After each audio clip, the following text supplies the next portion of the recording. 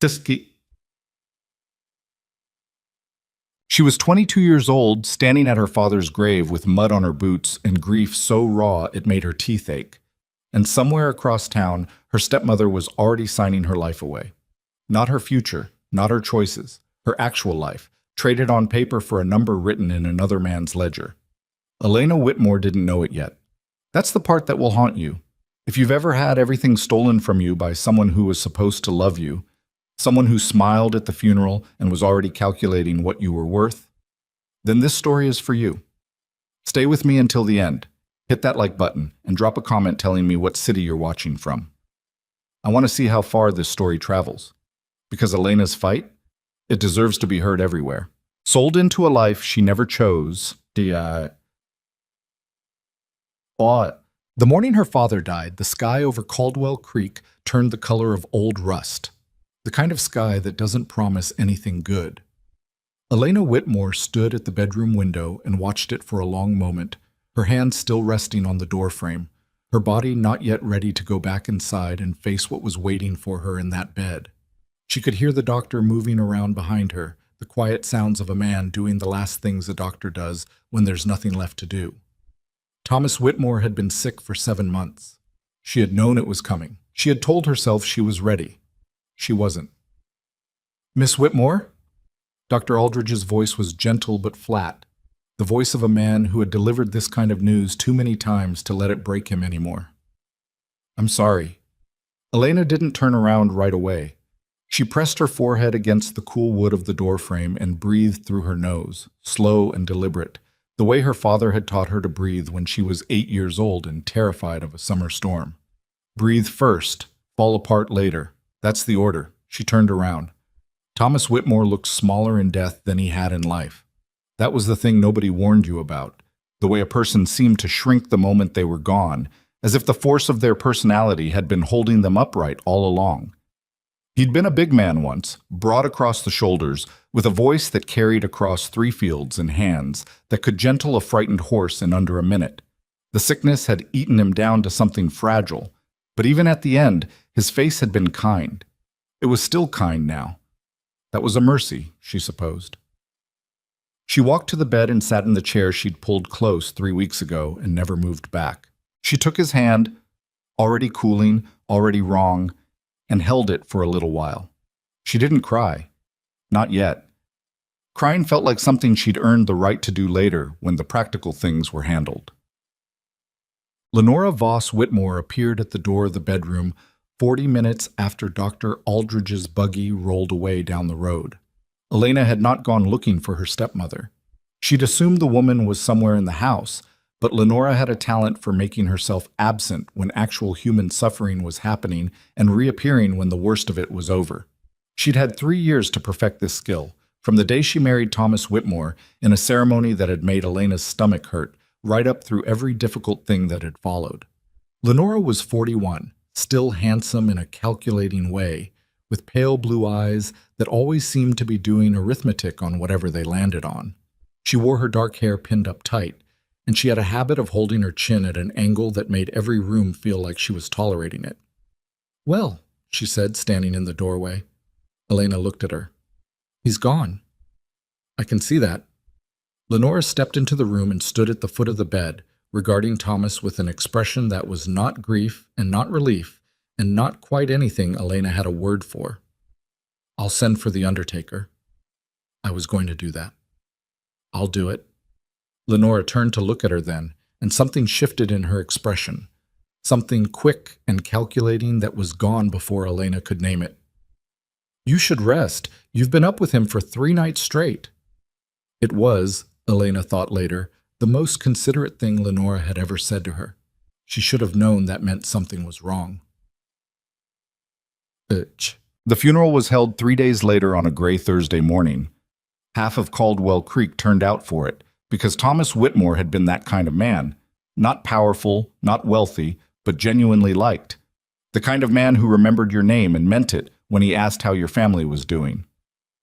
Elena stood at the graveside in her mother's old black dress, which was slightly too long in the hem and slightly too tight in the shoulders because her mother had been a smaller woman. and she watched them lower her father into the earth with the strange, detached quality of a person whose grief is too big to access directly. She was aware of Lenora standing beside her, dressed in proper widow's black, playing the part with the focus of a woman who had rehearsed it. She was aware of the neighbors who squeezed her hands and murmured their condolences with the genuine awkwardness of people who actually meant it. She was aware of the minister's voice and the wind in the cottonwoods and the distant lowing of cattle from someone's pasture a half-mile off. She was aware of all of it, and none of it felt entirely real. Afterward, at the house, people brought food and stood in clusters and talked in the particular low-voiced way that people talk at funerals, careful, a little stilted, as if volume itself might be disrespectful. Elena moved through it all and accepted the food and said the right things and felt like she was watching herself from a slight distance. It was her neighbor Patsy Grubb who first made her uneasy. Patsy was 60-something, a rancher's widow who had spent 40 years minding her own business so she could credibly claim she wasn't minding yours. She cornered Elena near the kitchen doorway and took both her hands and looked at her with an expression that was too serious for standard condolence. "You holding up all right, honey?" "I'm managing," Elena said. "Good." Patsy squeezed her hands. She glanced over Elena's shoulder toward the sitting room where Lenora was holding court with a small circle of men Elena didn't know. "You been sleeping here in the house?" "Of course." "Good." Another squeeze, tighter. "You stay close to the house, you hear me? You stay close and you keep your eyes open, and don't you let that woman send you on any errands that take you away for more than an hour." Elena stared at her. "Patsy, what are you—" "I'm not saying anything," Patsy said firmly, which was itself a thing to say. "I'm just telling you to stay close." She released Elena's hands and stepped back and nodded once, like a woman who had said exactly as much as she intended to say. "Your father was a good man. He deserved better than what came to him at the end. You make sure you deserve better too." She walked away before Elena could ask her what she meant. 2 days after the funeral, Elena found the papers. She hadn't been snooping. That was the thing she'd tell herself later, when she was replaying the whole sequence of events and looking for the moment she could have done something different. She hadn't been snooping. She'd been looking for the deed to her father's property, which she had a perfectly legitimate reason to need because she was his daughter and his only surviving blood heir, and the ranch was, as far as she understood, going to be hers. She went to her father's study, which smelled of tobacco and old leather, and a particular dusty warmth that was so thoroughly his that standing inside the door still felt like he might walk up behind her any moment and say, "What are you after, Ellie?" She went to the locked drawer of his desk, where he'd kept important papers, and she discovered that the lock had already been forced, recently, by the look of the splintered wood, within the last few days. The drawer wasn't entirely empty, but the deed wasn't there. Instead, there was a letter. It was not addressed to anyone. It appeared to be a copy. The handwriting was too careful, too deliberate, the handwriting of someone transcribing rather than composing. Elena sat down in her father's chair and read it twice. The first time, she couldn't understand what she was reading. The second time, she understood perfectly. Her stepmother had entered into a legal agreement, dated 4 days ago, the day after the funeral, with a man named Harlan Voss. Not a coincidence, that last name. Elena was fairly certain, reading between the lines of the letter's formal language, that Harlan Voss was some kind of cousin or brother of Lenora's, though she'd never been told he existed. The agreement transferred the legal ownership of the Whitmore Ranch, all 460 acres, the cattle, the water rights, the buildings, to a land corporation called the Consolidated Valley Syndicate in exchange for the cancellation of a debt that was, according to the letter, in her name. Elena sat very still in her father's chair and read that part again. A debt of $1,200, contracted in the name of Elena Mae Whitmore, against the security of the Whitmore Ranch property. She had never borrowed $1,200. She had never borrowed any money. She had never signed her name to any debt instrument, never stood in any bank, never— The papers were forged. That was the only possible explanation. Someone had forged her name on a debt she didn't owe, and used that forged debt as legal justification to seize her father's property.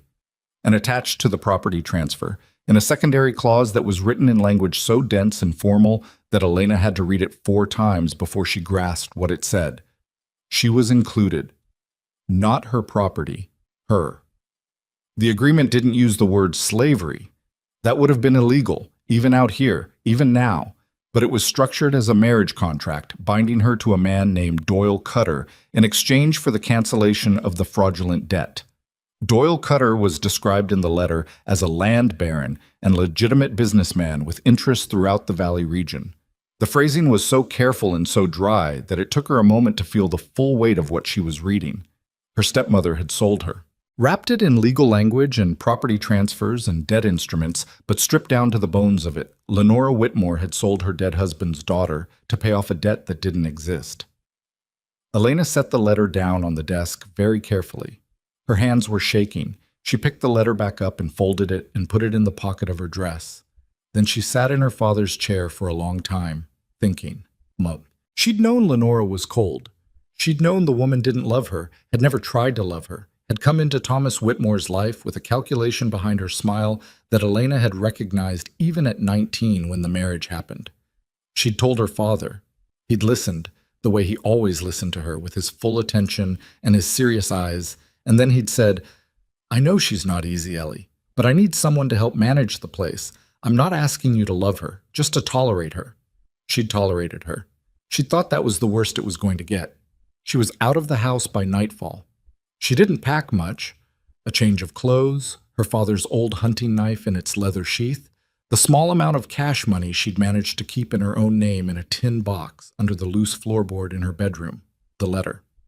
She took the horse that was registered in her name, a tough little gray mare named Cass, who had been a gift from her father on her 18th birthday, and was therefore, as far as Elena was concerned, the one piece of property on this land that genuinely belonged to her. She didn't leave a note for Lenora. She didn't think Lenora deserved one. She rode west. The frontier west of Caldwell Creek was not the kind of place a woman rode alone at night. Elena knew this. She'd grown up on the edge of it, had heard the stories, had spent her whole life being told in 100 indirect ways that the wilderness was not for her, that it was a place men went and women waited for them to come back from. She rode anyway. The first night was the worst, not because anything happened, but because of the specific quality of darkness out here. Absolute and close, the sky enormous above her, the only sounds the rhythm of Cass's hooves, and the occasional distant thing that might have been wind or might have been something she didn't want to think about. She kept moving. Stopping felt more dangerous than continuing, and she had enough of her father's stubbornness in her blood that fear presented itself to her less as stop and more as go faster. By morning, she was 20 miles west of Caldwell Creek and exhausted in the particular hollow way that comes from grief and shock running together. And she stopped at a creek to water Cass and splash her own face and eat the biscuits she'd wrapped in a cloth and shoved in her saddlebag the night before. She sat on a rock by the water and pulled out the letter and read it again. Third time now. She kept hoping she'd misread something. She hadn't. Marriage contract, Doyle Cutter, Consolidated Valley Syndicate, $1,200, Elena Mae Whitmore. She ate the biscuits, she watered the horse, she kept moving. She made it 4 more days before the bounty hunters found her. She didn't know they were bounty hunters at first.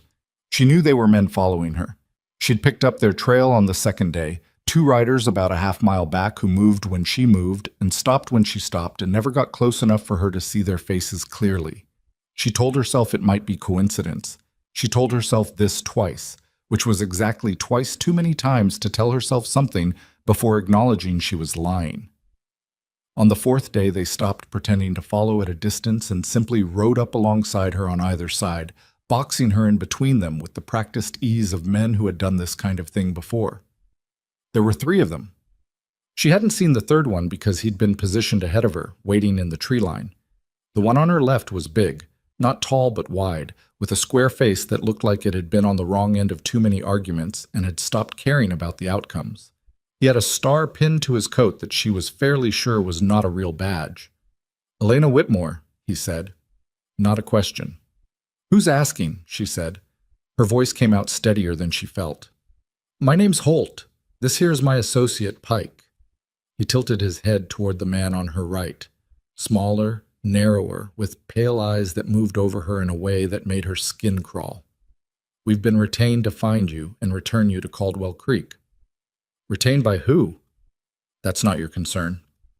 It seems like it's pretty directly my concern. Holt's mouth pulled to one side.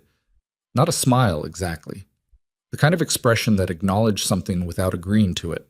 Ma'am, you can come quiet and comfortable, or you can come loud and uncomfortable. The destination's the same either way. Elena looked at him. She looked at Pike. She looked at the third man, who had come out of the tree line now and positioned himself behind her. Older, gray-bearded, rifle laid across his saddle with the casualness of a man who'd had it in that position for a long time. She thought about her father's knife, which was in its sheath on her belt. She thought about what would happen if she went for it. She thought about three men and one of her and the arithmetic of that particular situation. She was still calculating when the shot came. But it was not fired at her. It was fired into the air, a single sharp crack that came from somewhere up and to the right, from the ridge that ran along the north edge of the canyon they'd ridden into. Elena flinched hard, and Cass shied sideways, and Holt's horse tossed its head and danced. For a moment nothing moved. Then the rider came down off the ridge. He came at a pace that was not frantic and not slow, just deliberate, the kind of pace that says, I have already thought about this and decided how it ends. His horse was big and dark, almost black, and it moved down the rocky slope with the sure-footedness of an animal that had done worse terrain than this. The man himself was... She noticed this in the way you notice things in moments of high adrenaline, individually and in sharp detail. Tall in the saddle, dressed in worn trail clothes, with a hat pulled low enough that she couldn't see much of his face except the set of his jaw. He stopped his horse about 30 feet from the group of them. He looked at Holt. You want to tell me what you're doing in my canyon, he said. His voice was quiet. That was the thing that registered first. Not loud, not angry, just flat and certain. The voice of a man who had not raised it in anger for so long that the quiet itself had become threatening. Holt stared at him. Something moved across the big man's face. Recognition, Elena thought, and something else that might have been the beginning of fear being rapidly suppressed. This isn't your business, Creed. Creed. The name landed on her without context, but the way Holt said it, carefully, like a word that required handling, told her something about the weight of it. I didn't ask if it was my business, the man said. I asked what you were doing. Oh, we're retrieving a runaway, Pike said from Elena's right, his voice sharper than Holt's, carrying an edge of irritation. Legal contract. Girl's a debt liability. She doesn't look like a debt liability, Creed said. He looked at Elena then, directly, for the first time. His eyes were dark brown, and they moved over her face with an assessment that was not cruel and not warm, just thorough, like a man who made a habit of understanding things quickly. She looks like a woman on a horse who'd rather be somewhere else. That's not your... I know it's not my concern, Creed said, and there was something almost tired in his voice, a patience worn thin at the edges. I've heard that. I'm going to tell you something now, and I want you to listen to it carefully, because I'm not going to say it again. He shifted his weight very slightly in the saddle. This is the second time this month I've seen your operation running through this canyon, the first time I let it go. This time I'm finding it inconvenient. A pause. Ride back east. Leave the woman. Holt looked at him for a long time. He looked at Pike. Some kind of calculation was happening, and Elena could see it on his face. The math of reputation against payment, of what this particular confrontation might cost against what the contract paid. The gray-bearded man behind Elena was the one who made the decision for all of them. She heard his horse shift, heard the creak of leather as he adjusted, and she understood without looking that he was repositioning. When she looked, he had turned his horse back the way they'd come. Holt looked at that, and something in him settled. This isn't finished, Holt said, to no one in particular, or possibly to everyone present. Most things aren't, Creed said. The three men rode east. Elena sat on Cass in the middle of the canyon and watched them go and felt her heartbeat slowly negotiating with itself towards something like normal. Her hands were shaking again. She pressed them flat against the saddle horn and breathed. The man called Creed sat his horse and watched the bounty hunters ride away until they were a smear of dust on the eastern horizon. Then he looked at her. You're bleeding, he said. She looked down. At some point, She honestly couldn't have said when. She'd pressed her arm against the saddle horn hard enough to reopen an old scrape from the second day of riding, and there was a thin line of blood soaking through her sleeve. "It's nothing," she said. "It's something," he said. "Where are you headed?" She looked at him. She didn't know the answer to that question, which was itself an answer of a kind. "West," she said. "West is big." "I'm aware." He studied her for another moment. There was nothing inappropriate in the way he looked at her. It was more like the way you might study a situation that was unexpectedly complicated and that you hadn't planned to get involved in, but were now standing in the middle of. He didn't look pleased about it. He didn't look displeased either. "My ranch is about 6 miles north," he said. "You need that arm looked at, and you need a meal, and you need somewhere to think.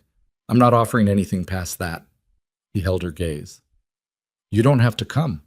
But those men will be back tonight or tomorrow morning, and they won't come back 3. They'll come back with more." Elena thought about it. She thought about Holt's face when he'd recognized the name Creed. She thought about 3 men and what they'd been sent to bring her back to. "Why did you help me?" she said. "You don't know me." Something crossed his face, not quite expression, more like the ghost of one. "No," he said. "I don't." He didn't explain further. He turned his horse north and rode, and after a moment Elena clicked Cass forward and followed him, because the alternative was staying in this canyon alone, and that seemed like the worst idea available. The ranch was not what she expected, which made her realize she'd been expecting something based on the man. Something hard and spare. A place that reflected whatever he was when he wasn't in canyons intimidating bounty hunters. And it was hard and spare. That part was true. But it was also more than that. The main house was low and solid, built from limestone and good timber, with a porch that ran the length of the front and a kitchen garden on the south side that was doing better than she would have expected from a man living alone. There were outbuildings, a proper barn, a bunkhouse, what looked like a smokehouse. 2 dogs of indeterminate breed came out to meet them with the kind of energy that suggested they'd been bored and were glad of the interruption. 3 men came out of the bunkhouse as they rode in, drawn by the sound of hooves. They looked at Elena with frank curiosity, and at Creed with the particular wariness of men waiting to understand the situation. "Stow her horse," Creed said, swinging down, "and keep your eyes open tonight. We may have company." "How many?" said the taller of the 3, and young, lean, with a dark complexion and careful eyes. 3, possibly more. Bounty men. A pause. "Keep your rifles close." The young man nodded and took Cass's reins from Elena as she dismounted, doing it with a matter-of-fact ease that told her he was used to taking instruction without additional context. She liked that. Creed held the front door of the house open and waited. She walked past him into a room that smelled of wood smoke and coffee and something with leather, and she stood in the middle of it and looked around and felt, for the first time in 4 days, something that wasn't quite safe but was adjacent to it. Something like the possibility that things could stop getting worse. "Sit down," Creed said from somewhere behind her. He was moving through the room toward what she assumed was a kitchen. "I'll get something for that arm." "You don't have to." "I know I don't," he said, with the tone of a man who was getting tired of having his offers complicated. "Sit down." She sat down. He came back with a cloth and a tin of salve that smelled medicinal and sharp, and he sat in the chair across from her and held out his hand, waiting. She pushed up her sleeve and extended her arm, and he cleaned the scrape with the impersonal efficiency of a man who had patched up worse things than this on worse occasions, and had no energy left to make a production of it. "Ronan Creed," he said while he worked. "I know." "Holt said my name." "Yes." "Then you know the version of me they're afraid of." He glanced up at her briefly. "It's not entirely inaccurate. I want you to know that before you decide you're safe here." She looked at him. His face, up close, was younger than she'd thought on the ridge. Mid-30s, maybe, weathered enough to read older from a distance. He had a scar along his jawline, old and faded, and his hands on her arm were careful even when they were being businesslike. "Are you going to hurt me?" she said. "No." "Then we can work out the rest later," she said. Something moved in his expression.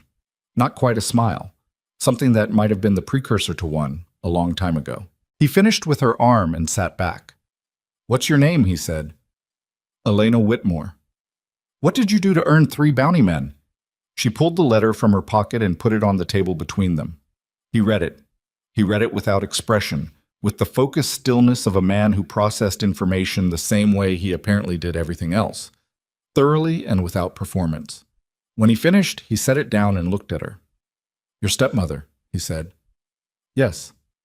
"And this debt?" "Is forged," Elena said. "I never signed anything. I never borrowed money. She created it." "To take the ranch." "To take the ranch and to She stopped. Set it straight because there was no point softening it. "To sell me. The marriage contract is the secondary clause. In exchange for the fraudulent debt, I'm bound to a man named Doyle Cutter." Creed was quiet for a moment. "Doyle Cutter," he said. "You know him?" "Of him." His voice had gone flat in a different way now. Flatter, more deliberate, the flatness of a man pressing down on something that wanted to come up. "He runs the Consolidated Valley Syndicate." "That's what the letter says." "He's been buying up valley land for the past 3 years." A pause. "Or taking it, depending on who you ask." He looked at her steadily. "You understand that what your stepmother did was not a one-woman operation. A debt instrument like that, a marriage contract that holds in law, a corporation set up to receive stolen property. That took legal help, expensive help." "I know," Elena said.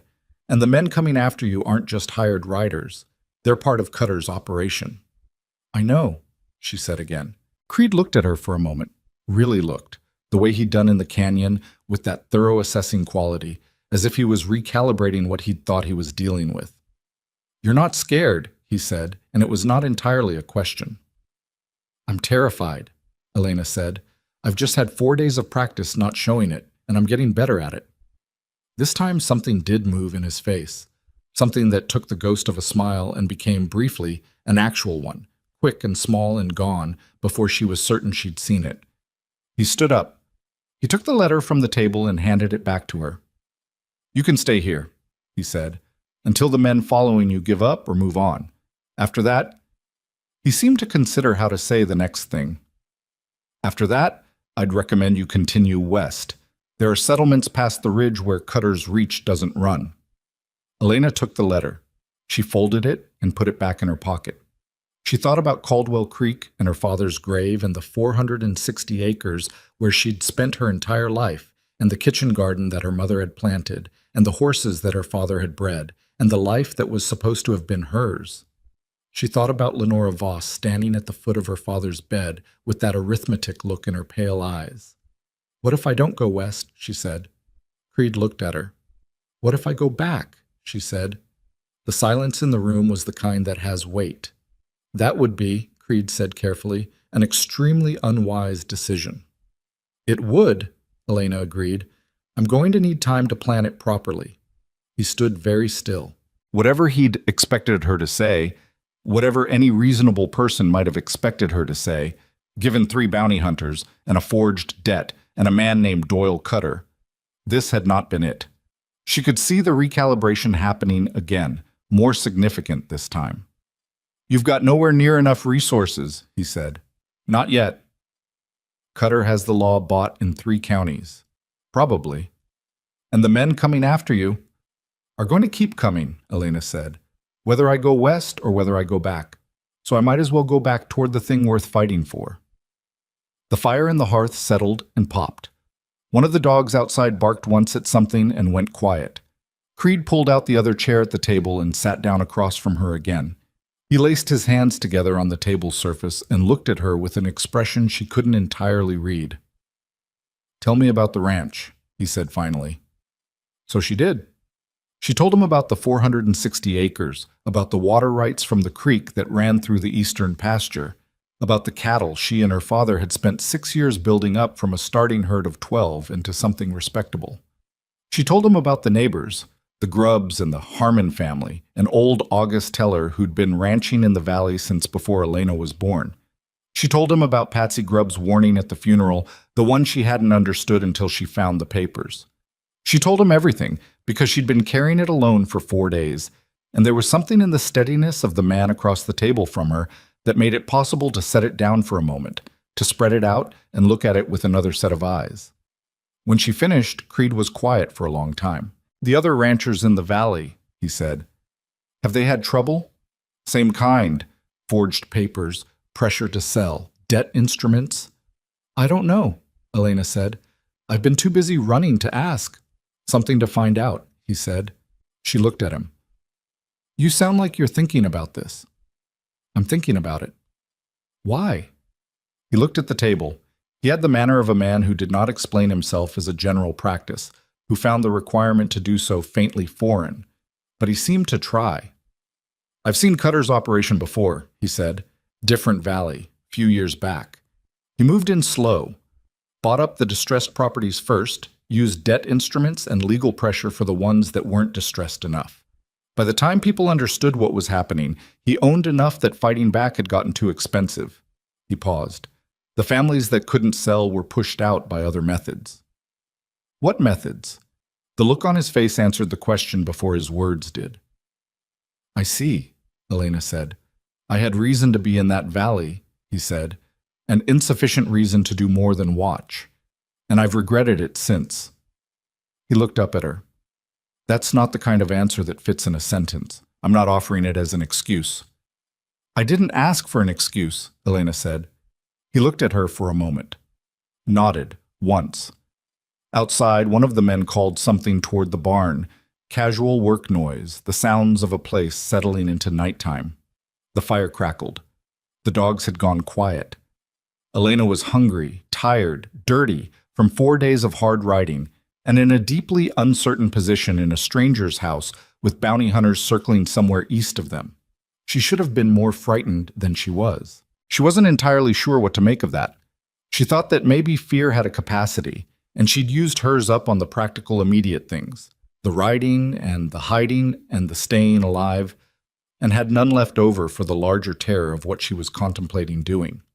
She thought she'd probably get more later, when the practical urgency lifted enough to let it in. "I need to eat something," she said. Creed stood. "I know," he said, and went to the kitchen, and she heard the sounds of someone starting a fire in a stove and moving between a pan and a shelf. The ordinary domestic sounds of a meal being made in the middle of an extraordinary situation. She pulled the letter from her pocket one more time. Read the name. Elena May Whitmore. Her name on a document that wasn't hers. Her name used as a tool to take everything from her. She thought about what Ronan Creed had said. Different valley, a few years back. By the time people understood what was happening, he owned enough that fighting back had gotten too expensive. She folded the letter.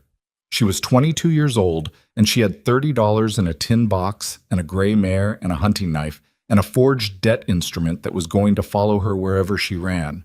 She thought about her father's voice. Breathe first, fall apart later. That's the order. She breathed. The food, when it came, beans and salt pork and cornbread that was slightly scorched on the bottom, was the best thing she'd eaten in 4 days, and she ate it without speaking, and Ronan Creed sat across the table and didn't speak either, and outside the night settled over the canyon country like something patient, and somewhere east of them 3 men were making plans she couldn't hear. But east of them, too, was everything that had ever been hers. She was going to get it back. She didn't know how yet.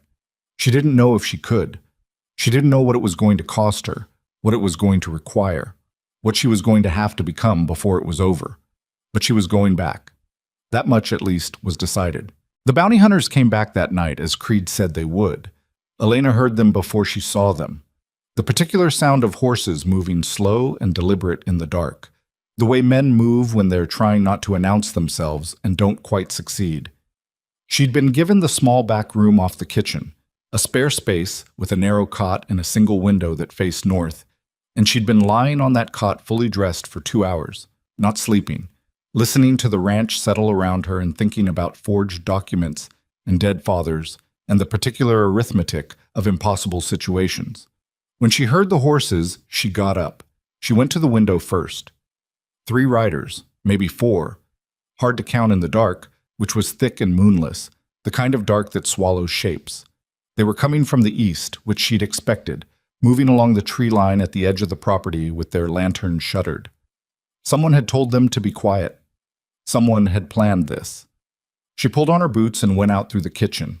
Creed was already on the porch. He was standing with a rifle in his hands and the particular stillness of a man who had been awake for this, who had positioned himself here hours ago and simply waited. One of the ranch hands, the tall young one, whose name she'd learned was Dario, stood at the corner of the porch with his own rifle, and the other two were visible near the barn. 4, Creed said without looking at her. They brought one more. I counted the same. He did look at her then briefly. She wasn't sure what he made of her being on the porch instead of under the cot, but he didn't tell her to go back inside. What happened next was not a gunfight in the dramatic sense. It was more like a negotiation conducted through positioning, Creed's men spreading out along the property line in a way that made the numbers clear, the shuttered lanterns of the riders stopping at a distance, a long silence in which everyone was making calculations. Then Holt's voice came out of the dark, flat and carrying. We'll be back, Creed. Contract doesn't expire. Neither do I, Creed said. Not loud, just out into the dark. Another silence. Then the sound of horses turning, moving away east again, slower than they'd come. Elena stood on the porch and watched the darkness where they'd been and felt something cold settle in her stomach. They're not giving up, she said. No, Creed said. They're not. How long before they come back with enough men that your numbers don't matter? He was quiet for a moment. Week? Maybe less if Cutter wants to move fast. She thought about that. A week. She had a week in which the situation she was in was merely terrible instead of catastrophic. Then I need to stop wasting time, she said. She spent the next 3 days learning things she'd never been taught, which was a particular kind of humiliation that she had to keep actively choosing to get past. Elena Whitmore had grown up on a ranch. She could ride and she could cook, and she could manage cattle in a basic sense, and she could read and do arithmetic better than most men she knew. What she could not do, what became apparent very quickly in the context of Ronan Creed's operation, was fight. Not the way these people meant it. Dario was the one who showed her, because Creed seemed to have a policy of not doing it himself, for reasons she didn't fully understand but didn't push on. Dario was 24, she learned, the son of a Mexican rancher who had lost his land to a different kind of legal pressure a decade back, and he had ended up at Creed's ranch 2 years ago through a chain of circumstances he summarized as bad luck and then better judgment. He was patient in the way that people who have learned difficult things through pain tend to be patient with others who are just starting. He taught her how to shoot properly, which she'd thought she knew and didn't. Not the mechanics. She'd been hunting with her father since she was 12. But the way you shoot when you're frightened, when your hands are shaking and your heart is slamming and everything in your body is screaming at you to move. How to breathe through it. How to make your hands steady when nothing else is. He taught her which situations you didn't shoot your way out of and how to recognize them fast enough to choose differently. He taught her how to read terrain the way a person who might be hunted reads it, which ridgelines gave cover, which creek beds could hide a horse, which approaches to any position could be watched from a single point and which couldn't. It was not comfortable knowledge. It was knowledge shaped entirely by the possibility that someone might be trying to hurt you, and learning it meant spending a lot of time living inside that possibility, turning it over, making it familiar enough that it didn't paralyze you. She was sore and exhausted by the end of each day, and she ate dinner with the ranch hands in the bunkhouse and listened more than she talked, which seemed to be what they wanted from her, and she slept like someone had hit her with something. Creed himself was mostly present in the way that weather is present, noticeable, affecting everything, not particularly communicative about its own nature. He ran the ranch with an efficiency that was not unfriendly but was not warm either, and his men followed his direction with the ease of people who had been following it long enough that they'd stopped noticing the act of following. He didn't explain himself often, and when he did, it was because explanation was the most efficient way to get something done, not because he was interested in being understood. He watched her, though. She noticed that. Not in a way that made her uncomfortable, more like a man who had introduced an unknown variable into a system he understood and was monitoring the results. On the 4th day, he told her about the cattle war. They were in the barn, which was where he seemed to have most of his useful conversations. Standing near a horse or doing some task with his hands, which Elena had identified as the condition under which he was most likely to say more than 3 consecutive sentences.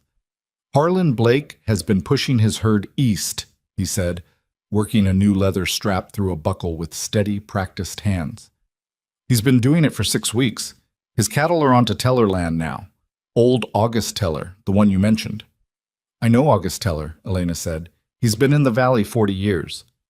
He won't be there much longer if Blake's herd keeps moving east. Creed glanced at her. Blake works for Cutter. This is how Cutter applies pressure when the legal instruments don't move fast enough. He uses men like Blake to make ranching impossible. Overgrazed land, fouled water, broken fences, until the owner sells or leaves. And Teller? Teller's 71 and alone on 1,000 acres and too stubborn to admit he's losing. A pause. 3 of his 4 ranch hands quit last month. Blake's men have been making that choice real attractive. Elena looked at him. The shape of something was forming in her head, not yet complete, just the outline of it. Is Blake moving toward other properties too? The Grubbs? The Harmons? The Grubbs are north enough that Blake hasn't reached them yet. The Harmons... He stopped. His expression shifted slightly. The Harmons sold 2 weeks ago. She felt that like a physical thing. The Harmon family had been at Caldwell Creek Valley for almost as long as Teller. She'd grown up with their youngest daughter. Sold to who? Consolidated Valley Syndicate. Of course. She turned it over in her mind. Teller being pushed. The Harmons already gone. The Grubbs next in line whether they knew it or not. Her own father's ranch already transferred on paper. The shape that was forming got more distinct. How many ranches in the valley does Cutter not own yet? Creed looked at her steadily. 6, including Teller and the Grubbs. And including ours, she said. My father's. He owns yours on paper. Paper can be wrong, Elena said. He was quiet for a moment. Yes, he said. It can. The other 6 ranchers, they don't know what's happening, not the full shape of it. They think they're each dealing with their own problem, Blake's cattle, or the debt pressure, or some other piece of it, but they don't know it's all the same operation. Creed set down the leather strap. He turned to face her fully, which he didn't often do in conversation, and the quality of his attention sharpened in a way she was beginning to recognize. No, he said, they don't know that. Someone needs to tell them. Someone does, he agreed, and if they knew, if all 6 families understood what they were actually dealing with, a coordinated operation, not bad luck and not individual pressure, but a systematic plan to take the entire valley. They might fight together instead of separately, Creed said, instead of each one waiting until the pressure on them personally gets bad enough. Yes. The barn was quiet for a moment, except for the shifting of horses and the distant sound of one of the hands working somewhere outside. That's a dangerous thing to organize, Creed said. Going door to door in that valley. You'd be recognized. I'd need someone with me who wouldn't be. She met his eyes. Tia. Someone whose reputation means people open the door before they decide whether to trust you. He looked at her for a long time. She could see him working through it. Not the logic of it, which she was fairly sure he'd already followed faster than she'd laid it out, but something else. The question of how far in he was willing to go. I told you I wasn't offering anything past shelter, he said. I know what you said. You're asking for considerably more than shelter. Yes, Elena said. I am. Another silence.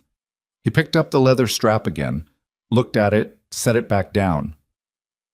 You understand that if it goes wrong, I'm in exactly the same position I'm in right now, except I've tried, she said.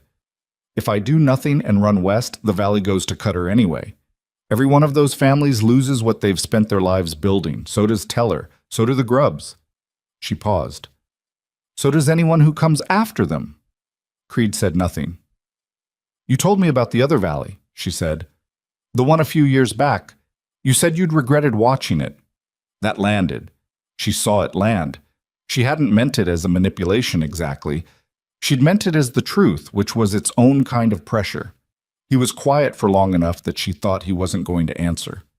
Then he said, "Blake is moving his herd again tomorrow. His riders will be on the east pasture by midday." She waited. "August Teller is going to need help on his northern fence line," Creed said. "It's going to be broken in 2 places by morning. I know this because I've been watching Blake's men, and I can predict their movements." He looked at her. A woman who knew Teller's family, who showed up to help men fence, would have a reason to be there. Teller's the kind of man who talks while he works. Elena felt something shift in her chest. The particular sensation of a plan becoming real, of possibility acquiring weight. "And if Teller talks, he tells me about the other families. And if you're careful about what you say back," Creed said, "he starts to understand that his problem isn't his alone." "Will you come?" "I'll be nearby," he said, which was not yes and was not no and was somehow both. The ride to Teller's land took most of the following morning, and it was not pleasant riding. The terrain east of Creed's ranch was broken and rocky, and the weather had turned uncertain, the sky doing the thing it did in this country where it threatened without committing. Elena rode Cass and Creed rode his dark horse, and Dario came behind them with tools in his saddlebag, and nobody talked much because there wasn't much to say yet, and all 3 of them seemed to understand that. August Teller was exactly what a man who'd been ranching in the same valley for 40 years looked like, weathered down to the essential, not much left that wasn't load-bearing. He was built compact and square, with hands like knotted wood and eyes that had spent so many decades squinting at distance that they'd settled into that expression as a permanent condition. He came out of his barn when he heard them ride in, and he looked at Creed the way people around here looked at Creed, with a complicated wariness that acknowledged both the usefulness and the risk of his presence. Then he looked at Elena, and something different happened in his face. "Tom Whitmore's girl," he said. Not a question. "Yes, sir," she said. He looked at her for a long moment with the particular expression of old men calculating exactly how much they're willing to say. "Heard you'd run off," he said finally. "Heard correctly," she said. "I had good reason." Another long look. Then he turned and walked back toward the barn, and the walk itself was an invitation. "North fence," he said over his shoulder. "Been meaning to get to it for a week. Somehow keep finding myself too damn tired." They worked through the morning, Elena and Dario mending the fence line while Creed positioned himself where he could watch the eastern approach, and Teller worked alongside them, slower, with the efficiency of a man who has done the same physical task 10,000 times and has learned to do it without wasting movement. He talked while he worked. He told her about the Harmons leaving, his voice carrying a flat grief that he wasn't going to call grief because that wasn't the kind of man he was. He told her about Blake's cattle and the fouled water at his eastern creek and the 2 ranch hands who'd quit because Blake's men had made things uncomfortable for them specifically, in ways he only implied but she understood well enough. He told her about the letter he'd gotten from someone calling themselves a representative of the Consolidated Valley Syndicate, offering to buy his land at a price that was technically money, but was, in the context of what the land was worth, an insult. "Didn't take it," he said. "I know you didn't," Elena said. "Might have to." He drove a fence staple with a single practiced blow. 1 man, 2 hands left, and Blake's moving more cattle every week. Can't work 1,000 acres with 2 hands. "What if you weren't alone?" Elena said. He looked at her sideways. "What if the Grubbs knew what you were dealing with, and the other families, like Prescott, the Delacroix homestead, the Wades?" "Everybody's got their own troubles," Teller said. "That's what Cutter wants them to think," Elena said. She straightened from the fence. Her back ached and her hands were roughed from the wire, and she didn't care about either thing right now. "They're not separate troubles, Mr. Teller. They're one trouble, organized by 1 man, designed to hit everyone individually so nobody ever thinks to look at the whole picture." Teller was very still. She told him then. Not everything. She was careful about how much she said and in what order, starting with the letter from her stepmother's papers, working outward to what Creed had told her about Blake's pattern and the syndicate's method. She laid it out in the flat, factual way her father had taught her to present things she needed someone to actually hear, without drama, because drama made men defensive. Teller listened. He was a man who listened the way he worked, completely, without wasted motion, saving his response until he understood what he was responding to. When she finished, he was quiet for a while. Drove another staple. Then another. If what you're saying is true, he said, then the Grubbs are next. Patsy Grubb's going to need to hear this. She will, Elena said, but she'll need to hear it from someone she trusts. If I show up alone, she'll listen, but she'll wonder. If you come with me. I'm not leaving my land with Blake's cattle on my east pasture, Teller said flatly. Then send word, Elena said. A letter. Your hand, your name. Tell her to listen to what I have to say. He drove the last staple, stood back, and looked at the repaired fence with the expression of a man assessing whether something will hold. Then he looked at her. Your father, he said, was the most stubborn man I ever knew. I mean that as a high compliment. He paused. You got that from him. I know, she said. Letter won't be enough, Teller said. Patsy Grubb doesn't make decisions based on letters. She makes them based on looking people in the eye. He squinted east toward the invisible line where Blake's cattle were. Then he looked at Creed, who had come back from the ridge and was standing at a distance, not intruding, just present. You planning to stay nearby? For now, Creed said. Teller nodded slowly, the nod of a man resolving something internal. I'll ask my remaining hands to watch the east line. 2 days. He looked at Elena. I'll ride with you to the Grubbs in 2 days. We do this together, or we don't do it. Elena nodded. 2 days? She said. On the ride back, the sky finally made good on its threat, and the rain came down in sheets, cold and sideways, the kind of rain that gets into everything. She rode with her hat pulled low and her collar up, and her mind moving through the pieces of what was forming.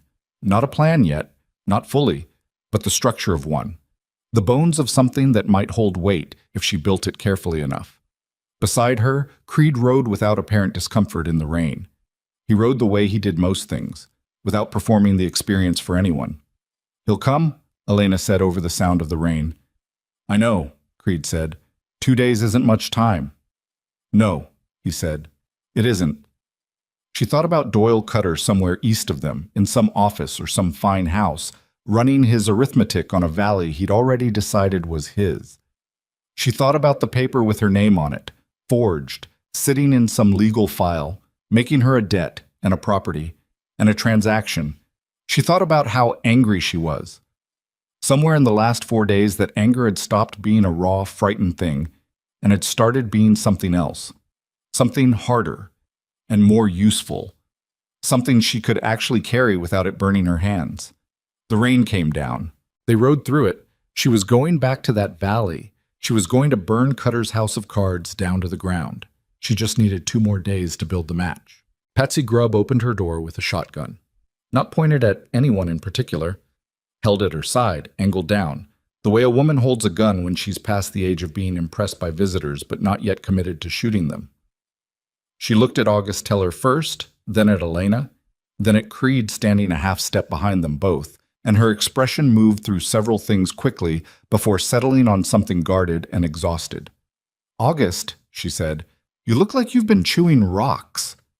Feel like it too, Teller said. You gonna let us in, or are we doing this on the porch? She let them in. The Grubb kitchen was the kind of room that had absorbed 30 years of hard living and come out the other side looking permanent. Scarred table, mismatched chairs, a stove that had been repaired so many times it was more repair than original stove. Patsy set the shotgun against the wall beside the door with the casual familiarity of a woman who always knew exactly where it was, and she put a coffee pot on without asking, and she sat down across from them with her hands flat on the table and looked at Elena with eyes that had something behind them she hadn't expected. I told you at the funeral to stay close, Patsy said. You did, Elena said. I found the papers the next day. Patsy closed her eyes briefly, opened them. How bad?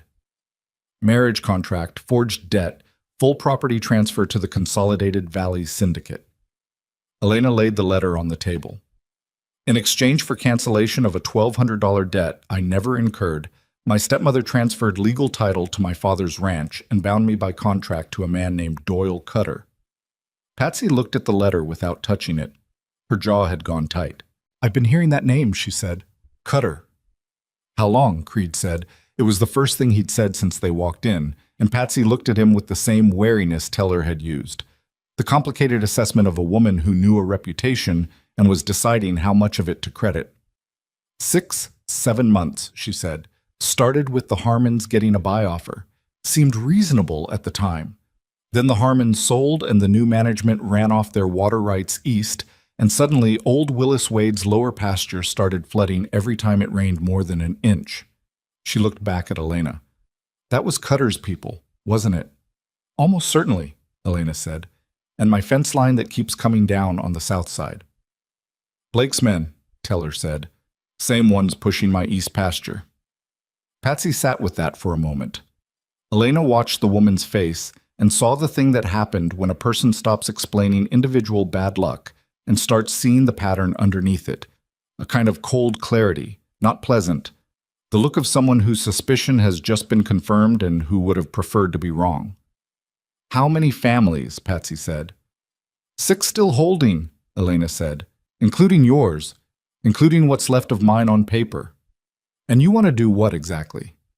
Not a challenge, a real question, asked with the directness of a woman who didn't have time for anything that wasn't real. "I want to bring the 6 families together, show them what I showed you, make them understand that they're not dealing with separate problems. They're dealing with one coordinated operation that's been deliberately kept invisible." Elena held Patsy's gaze. "Because as long as every family thinks they're alone, Cutter wins. He's counting on that. It's the whole structure of how he works." "A meeting," Patsy said. "A meeting. Somewhere neutral. Somewhere Cutter's men aren't watching." A pause. "I was thinking here." Patsy looked at her for a long moment. Then she looked at Teller. "You believe her?" "I believe what she showed me," Teller said. "And I've got 200 of Blake's cattle on my east pasture that back up everything she's saying." Patsy was quiet. She picked up the letter finally, read it, set it down. She picked up her coffee cup and drank from it and stared at the middle distance for a while, with the expression of a woman doing arithmetic that she didn't particularly want to be doing. "Willis Wade lost 3 calves last month to something that wasn't coyotes," she said finally. "And the Delacroix family. Their eldest boy got into a fight with 2 of Blake's riders in town. Came home with a broken hand and a message he wouldn't repeat in front of his mother." She looked at Elena. "I'll send word to the families. You've got 4 days before my husband's cousin gets here from the north, and I need this house for people who are actually related to me." 4 days is enough," Elena said. "Is it?" Patsy's voice was flat. "It has to be," Elena said. The meeting happened on a Wednesday, which turned out to be the only day the weather cooperated. A narrow pocket of clear sky between 2 storms. 5 families came. The Grubbs, Teller, the Prescotts, father and 2 grown sons, all of them built like fence posts and about as talkative. A woman named Cécile Delacroix, who had driven herself 11 miles in a buckboard because her husband had a broken ankle and wasn't going to let that stop the family from being represented. And Willis Wade, who was 68 and moved like something hurt, and sat in the corner and said almost nothing and listened to everything. They filled Patsy's kitchen past comfortable capacity. Someone brought a bench from the porch. Creed stood near the door and didn't sit, which was a choice Elena had noticed he made in rooms where he was monitoring the exits. She stood at the head of the table and laid out what she knew. She'd thought about how to do this for 3 days. How to present it, what order, how to get through the parts that would make people defensive before they got to the parts that would make people angry. And anger was what she needed from them. Not panic, not the paralysis that came from fear landing faster than comprehension. Anger was useful. Anger had direction. She started with the structure of the syndicate, what it was, how it was set up, how the legal framework worked. She showed them her own letter as an example of the instrument, explained what the forged debt meant, what the property transfer accomplished. She watched their faces while she talked. The Prescott sons exchanged a look about 30 seconds in, not skeptical, more like men recognizing something they'd already half known and hadn't quite let themselves name. Then she laid out the map she and Creed had drawn the night before, rough, on the back of a feed sack, but accurate. The valley. The properties. Which ones Cutter already controlled, Which ones were under active pressure? Which ones would be next? The room got quiet in a particular way. "He's circling us," Cecile Delacroix said. Her voice was steady, but her hands on the table were not. "That's what this is. He took the east properties first, and now he's working west." "Yes," Elena said. "My water," Willis Wade said from the corner. First words he'd spoken. Everyone looked at him. "My east water's been wrong for 6 months. I thought it was drought." He paused. "It ain't drought, is it?" "No," Creed said from the door. "Blake's men dammed a tributary upstream, enough to reduce your flow without stopping it, slow enough that it reads like weather." Wade looked at him. Something moved in the old man's face that was either grief or fury or both at once. 40 years I've been on that land," he said. "Not to anyone. Just said it." Nobody answered that because there wasn't an answer for it. "What I want to know," said the elder Prescott. His name was Frank, and he had the measured deliberateness of a man who had raised 3 sons on hard land and developed strong opinions about committing to things, "is what we can actually do about it. Because I'm looking at this map, and I'm seeing that by the time we got organized enough to fight this in a court of law, Cutter's lawyers will have had us buried under paper for 2 years. And I don't know about the rest of you, but I don't have 2 years." "You don't fight him in his court," Elena said. "You fight him in yours." Frank Prescott looked at her. "Meaning what?" "He's built his whole operation on documents that look legal.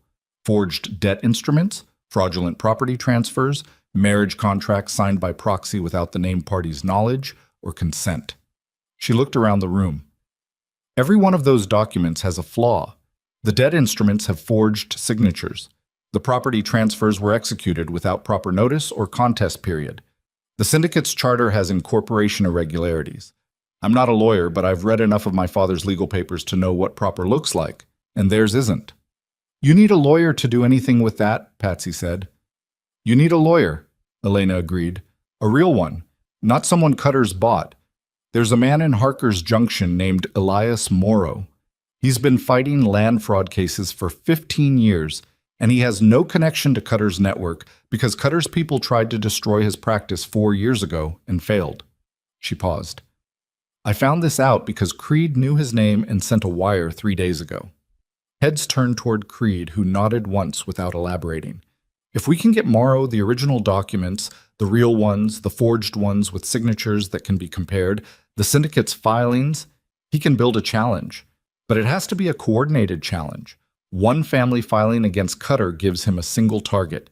6 families filing simultaneously, with consolidated evidence. He can't bury all of it fast enough," Frank Prescott said slowly.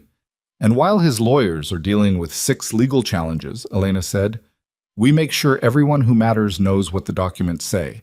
The county recorder, the regional land office, the territorial newspaper." The room was quiet again, but differently. The first silence had been the silence of people absorbing bad news. This one had a different quality. Not comfortable, not confident, but something beginning to move in it. "This is a plan," Cecile Delacroix said. "Parts of it, anyway." "Parts of it," Elena agreed. "The rest depends on what Cutter does next. He's going to find out we've been talking. When he does, he'll accelerate. That means we have to move before he expects us to." "How soon?" Patsy said. 2 weeks. Maybe less." The room absorbed that. "There's another problem," Teller said. He'd been quiet through most of this, listening, and when he spoke, the room listened back because of what they'd all seen come out of 40 years on that land. "Blake's men. The legal fight can handle the documents, but Blake's cattle are already on my pasture, and the syndicate's riders have been doing things to these families that don't show up on paper. Broken fences, fouled water, the Delacroix boy's hand." He looked at Creed. "Legal doesn't stop that." Creed pushed off the doorframe. He crossed to the table and looked at the map. He looked at it for a moment the way he looked at terrain, reading it, not just seeing it. "Blake's operation runs on intimidation," he said. "His riders are hired men. They're not loyal to Cutter, they're loyal to the wage. If you make the wage feel insufficient for what they're being asked to do, some of them will find other employment." "You're talking about showing force," Frank Prescott said. "I'm talking about making it clear that what they thought was easy isn't," Creed said. "Blake's counting on each of you being isolated. A man alone on his land, 2 ranch hands, maybe 3. Not worth too much trouble. 6 ranches coordinating their defense, with a combined headcount that changes the math significantly. He paused. And with certain other resources available. What resources? The elder Prescott said. Creed looked at him steadily. He didn't explain his reputation because he didn't have to. It was already in the room, had been, since he walked in. Frank Prescott held his gaze for a moment and then nodded, once, the nod of a man who had understood something he hadn't been told directly. My boys and I can cover Teller's east line, he said, if Teller's willing to cover our northern approach when Blake moves that direction. Done, Teller said without hesitation. My husband can't ride, but he can shoot, Cecile Delacroix said. And he will. He'll want to know we're organized before I tell him the rest of this. Tell him we're organized, Elena said. Willis Wade stood up from his corner. He did it slowly, with the deliberate care of a man managing something that hurt. And when he was upright, he looked around the room at each of them in turn. The particular kind of look that old people give when they're deciding whether the younger ones in front of them are worth the investment. I've got 4 good horses left that I can contribute to moving people between properties, he said. And I've got my full water records going back 30 years, which I think might be useful to your lawyer if he wants to prove what was done upstream. He looked at Elena. Your daddy was a good man, miss. He used to say the valley takes care of its own. I'd like to still believe that's true. Elena didn't trust her voice for a moment. She waited until she did. It is, she said. That's what we're here to prove. The meeting broke up slowly, the way these things do when people have agreed to something significant and are processing the weight of it as they move toward the door. Elena stood near the window and watched them go. The Prescotts talking quietly among themselves, Cecile Delacroix folding the copy of the map Elena had made for her and putting it inside her coat, Teller and Wade walking out together to their horses, with the particular gait of 2 old men who have just agreed to something they're not entirely sure they'll survive. Patsy was the last to leave the kitchen, and she stopped beside Elena and looked at her with an expression that was not quite what Elena expected. You've got your mother's stubbornness, Patsy said, not your father's. He was stubborn, but he was gentle about it. You're stubborn like a woman who's done being gentle. Is that a bad thing? Elena said. Didn't say it was. Patsy looked out the window at the yard where the others were saddling up. What you're planning? Getting all that evidence tomorrow, coordinating those families, keeping Blake off Teller's land long enough for the legal process to run. It's going to fall apart in a dozen places before it holds together. I know, Elena said, and Cutter's not going to wait politely while you build your case. I know that too. Patsy looked at her sideways. You scared? Elena thought about the honest answer. Yes, she said, but I've noticed that being scared and being stopped are different things. Patsy made a sound that wasn't quite a laugh, but was in the general direction of one.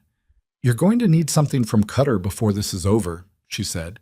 Not just the documents you've got, something that proves his knowledge, that he directed the fraud personally, not just that his syndicate benefited from it. I know, Elena said. I'm working on that part. Working on it how? Elena had been thinking about this for 2 days, turning it over, looking at it from different angles the way Dario had taught her to read terrain. Cutter has a representative in Caldwell Creek, a man named Gareth Foss who handles the local side of the syndicate's operations. Foss processed the transfer of my father's property. He signed the documents. Foss is dirty, Patsy said. Everyone knows it. Everyone knows it, and nobody's been able to prove it, Elena said, because everyone who could prove it has been either bought or frightened. She paused. But Foss has a problem. He knows what he signed. He knows what he did. And the difference between Foss and the rest of Cutter's people is that Foss didn't sign on to be a land swindler. He signed on to be a low-level clerk who handled paperwork, and he's been in over his head for the past year, and he knows it. She looked at Patsy. A man like that, when things start to fall apart around him, when legal challenges start arriving and 6 families are fighting back at once, a man like that starts thinking about what happens to him when Cutter loses. You're going to try to flip him, Patsy said. I'm going to try to make him understand that cooperating is the better option before the walls close in enough that he panics and makes the wrong choice. She paused. But that's the last step. Everything else has to be in place first. Creed appeared in the kitchen doorway. He looked between them. Prescott's are ready to ride with Teller.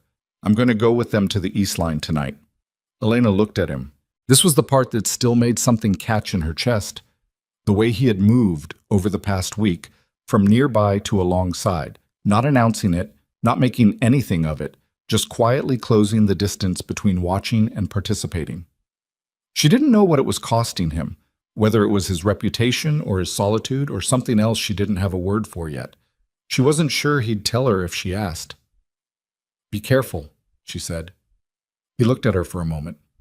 Something in his face that wasn't quite expression. You too, he said.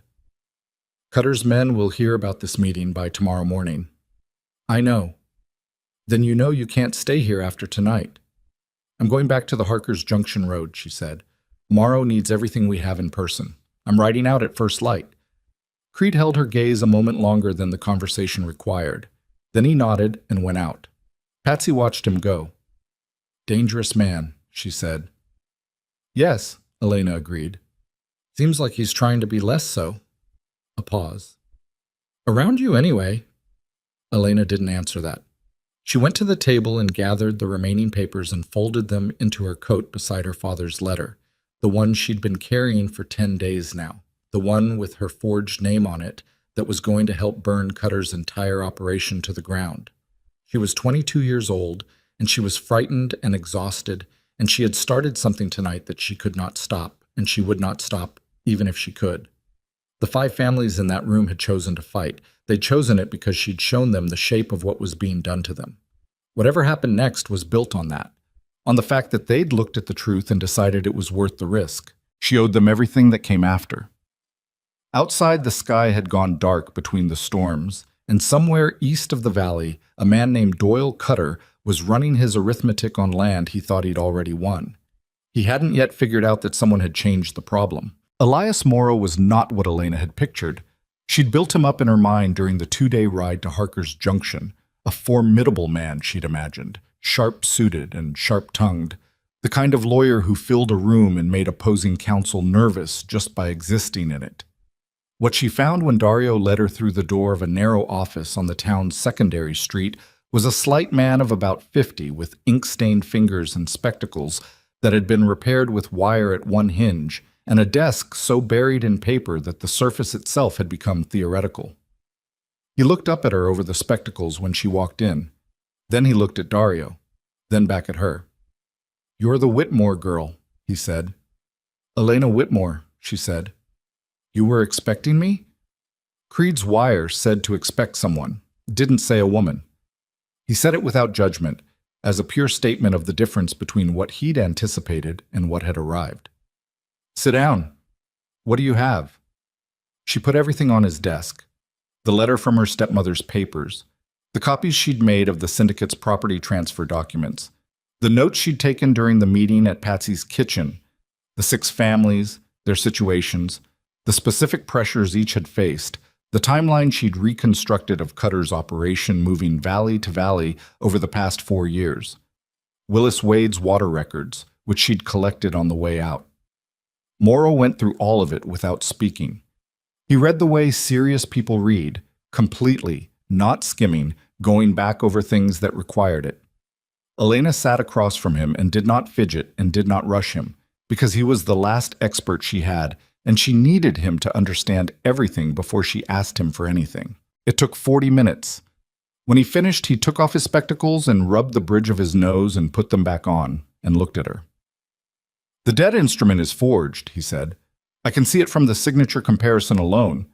Your name appears on a document dated 6 months before the other signatures were acquired, which means it was added retroactively, and whoever did it didn't have access to a good sample of your handwriting.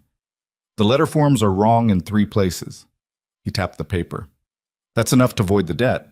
If the debt is void, the property transfer is void. If the property transfer is void, everything built on it collapses. Including the marriage contract, Elena said. Including that. He looked at the syndicate documents. These incorporation filings, you said you noticed irregularities. The witness signatures on the charter. 2 of the 3 witnesses list the same address, which is also the address of the syndicate's registered agent. That seemed wrong to me. Morrow looked at her over the spectacles. You read incorporation documents for recreation? My father kept good records, she said. I grew up reading legal papers. He said it was the most important thing a property owner could do. Your father was correct. He set the documents down. The witness issue voids the original charter filing. It can be corrected, but it requires refiling, and during the period of an invalid charter, all transfers executed under the syndicate's authority are legally contestable. He paused. Combined with the forged debt instrument, if we file simultaneously on behalf of all 6 families, challenging both the property transfers and the corporate authority under which they were executed, we create a legal knot that will take Cutter's lawyers months to untangle. And during those months, the regional land office will have to freeze any further transfers. Can you do it? Elena said. The simultaneous filing. I can draft the challenges in 4 days. Getting them filed requires a judge who isn't in Cutter's pocket, which in this territory is not a trivial problem. He looked at his desk. There's a circuit judge named Harlan Wick who rides through Caldwell Creek every 6 weeks. He has a reputation for being genuinely difficult to buy. I know this because Cutter tried and failed 2 years ago, and Wick made a point of mentioning it publicly, which was either brave or reckless depending on how you look at it. He paused. Wick is due in Caldwell Creek in 9 days. 9 days. Elena felt the arithmetic of that pressing against everything else she knew about the timeline. 9 days was enough if nothing went wrong. It was not enough if Cutter moved faster than expected, which he would, because the meeting at Patsy's had not stayed secret. She'd known it wouldn't. I need something else, she said. Something that proves Cutter's direct knowledge and direction of the fraud. Not just that the syndicate benefited, that he personally ordered the forgery, the intimidation, the fraudulent instruments. Morrow looked at her. That's a higher bar. I know, but without it, he walks away from the syndicate even if the syndicate collapses. He files the operation under a different name somewhere else and starts over. You have someone in mind who can provide that evidence. Gareth Voss, she said. The syndicate's local representative in Caldwell Creek. He processed my father's property transfer. He signed documents he had to know were fraudulent. Morrow was quiet for a moment. Voss is a coward, he said, not unkindly. I know his type. He got in deeper than he meant to, and now he's more afraid of Cutter than of anything else. He won't be, Elena said, when Cutter's operation is visibly collapsing around him, and he can see clearly that cooperation is the only thing that separates him from the men who directed the fraud. You're going to approach him. Someone is. She thought of Creed, who was currently on Teller's East Line watching Blake's cattle and waiting for a wire she was going to send from here. Someone Voss doesn't know, who can make the offer before Cutter's people get to him first and remind him which side his fear sits on. Morrow looked at her for a long moment with the expression of a man reassessing something. Miss Whitmore, he said, how old are you? 22, she said. He made a sound that might have been a laugh in a less restrained man. Start on the filings, he said. Come back day after tomorrow. I'll have the first 3 ready for your review. He picked up the spectacles again, which was apparently how he signaled that a conversation was ending. Then he stopped. The marriage contract. When this is over and the debt is voided and the transfer is reversed, you understand Cutter will try to argue the contract independently. I know. We'll need testimony that you never consented, never appeared before a magistrate, never signed in person. I was 20 miles from Caldwell Creek the day that contract was allegedly executed, Elena said. I have a man who can testify to my location and 3 of his ranch hands. Morrow looked at her over the spectacles one final time. Tell Creed I said he has better judgment than I gave him credit for, he said, sending you here instead of coming himself. The wire she sent from Harker's Junction reached Creed through Dario, who rode it out to Teller's East Line where Creed and the Prescott sons had spent 2 nights keeping Blake's riders from pushing the herd further onto Teller's pasture. The operation had not been violent. Creed had been deliberate about that, understanding that violence gave Cutter's lawyers ammunition. But it had been pointed enough that Blake's men had pulled back to a standoff, which was its own kind of victory. Creed read the wire and handed it to the elder Prescott son, who read it and passed it to his brother. Voss, Creed said, to no one. He knew Gareth Foss by reputation, which in this territory meant he knew the man was small in the ways that mattered and large in the ways that didn't. Foss had a need to be seen as important that was specifically useful right now because it meant he had a corresponding terror of being publicly exposed as something less than important, as a tool, as a minor functionary, as the man who signed the papers and didn't ask what the papers meant. The approach needed to happen in Caldwell Creek, which meant Creed riding back into a town where Holt's men had been circulating for the past 2 weeks. He thought about that. He thought about what Elena had said, someone Foss doesn't know, and reconsidered. He sent for Dario. What happened in Caldwell Creek 4 days later was not dramatic in the way that gunfights are dramatic. It happened in the back room of a hardware store owned by a man named Clement, who owed Creed a favor of the kind that doesn't get talked about and doesn't expire.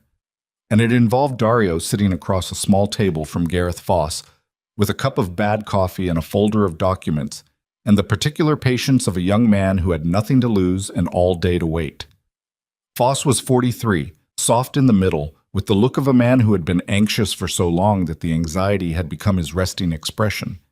He'd come to the meeting because the note he'd received had mentioned specific document numbers, numbers that only someone with access to the actual filings could have known. And the specific fear of being exposed had overridden the general fear of Cutter. Dario laid out the evidence in the order Elena had specified. He didn't threaten, he didn't promise.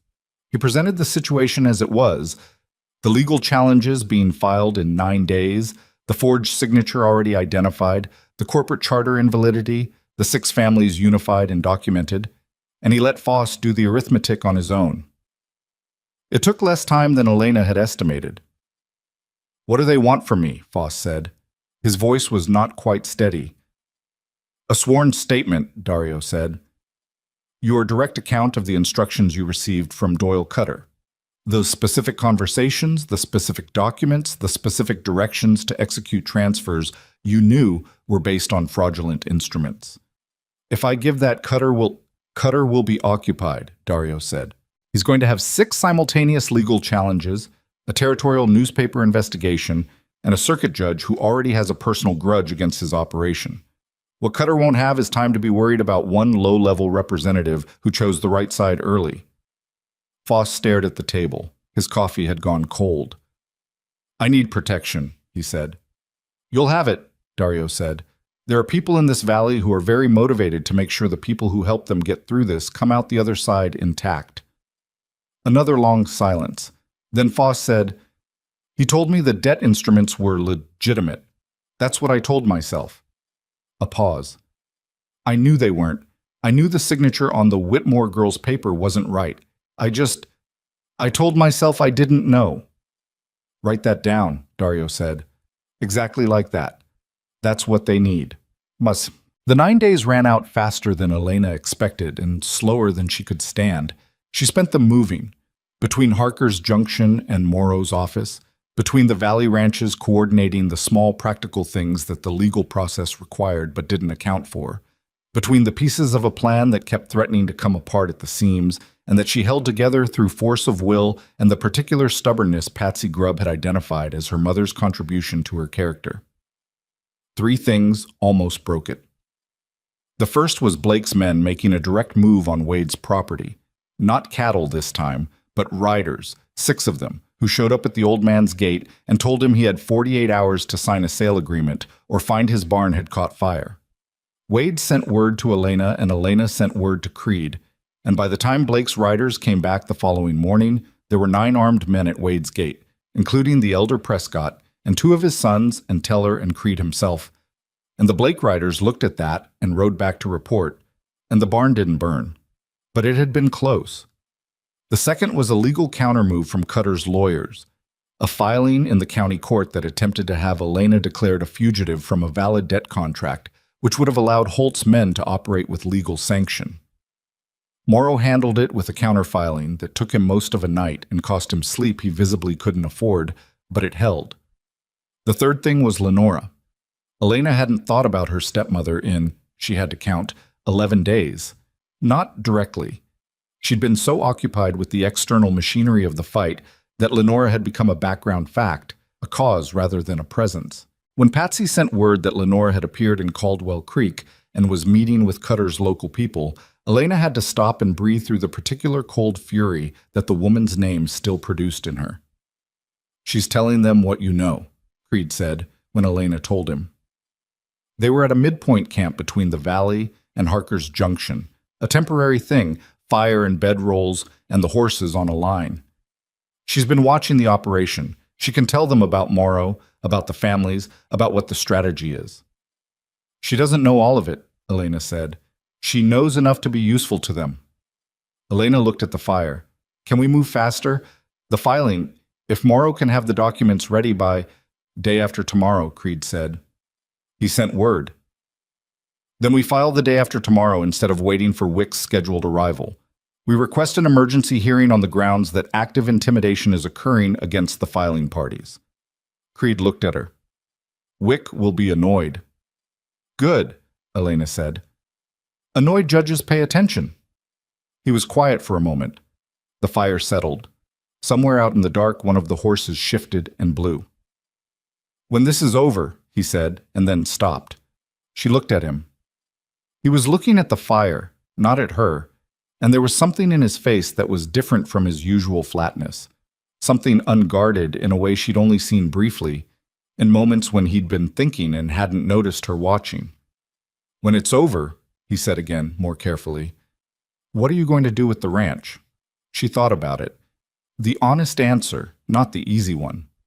"Work it," she said, "the way my father worked it, but differently." She paused. "There are going to be families in this valley who lose things even if we win. People who came in late, who couldn't fight, who didn't have what we had. I want the ranch to be something they can come to." She looked at the fire alongside him. "I haven't worked out the details." "You will," he said. "You sound certain." "I've watched you work out 3 things in the last 2 weeks that should have been impossible," he said.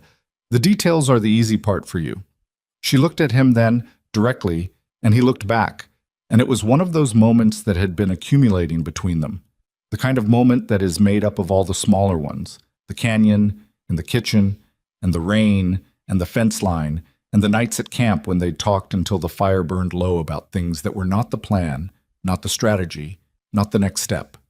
The ordinary things, the things you said to someone when you'd stopped being careful around them. She didn't say anything about it. Neither did he. But something shifted. The way things shift when both people understand something that hasn't been spoken yet and are moving toward the speaking of it. "Get some sleep," he said. "Tomorrow's long." Judge Harlan Wick arrived in Caldwell Creek 4 days ahead of his scheduled circuit and was, as Morrow had predicted, annoyed. He was a large man in his 60s who wore his irritation openly and his intelligence more quietly, and he had the look of someone who had been practicing the law long enough to recognize a land fraud operation from the first page of the filing and was not willing to pretend otherwise. The emergency hearing was held in the county courthouse on a Friday morning that was cold and bright, the sky the particular hard blue of late autumn. All 6 ranching families came. The Prescotts filled an entire row, the sons sitting with their arms folded in the way of men who are prepared for something and want that to be visible. Teller sat beside Wade, both of them stiff and upright. Cecile Delacroix had brought her husband, who had taped his broken hand and come anyway. Patsy Grubb sat in the second row with her shotgun left outside per the court's requirements, but her expression carrying all of its authority regardless. Doyle Cutter was there. Elena had not seen him before, which was a strange thing given how thoroughly his operation had shaped the last 3 weeks of her life. He was younger than she'd pictured, mid-40s, well-dressed in the particular way of men who want to communicate wealth without being obvious about it, with a face that was not unkind and was therefore more disturbing to her than if it had been.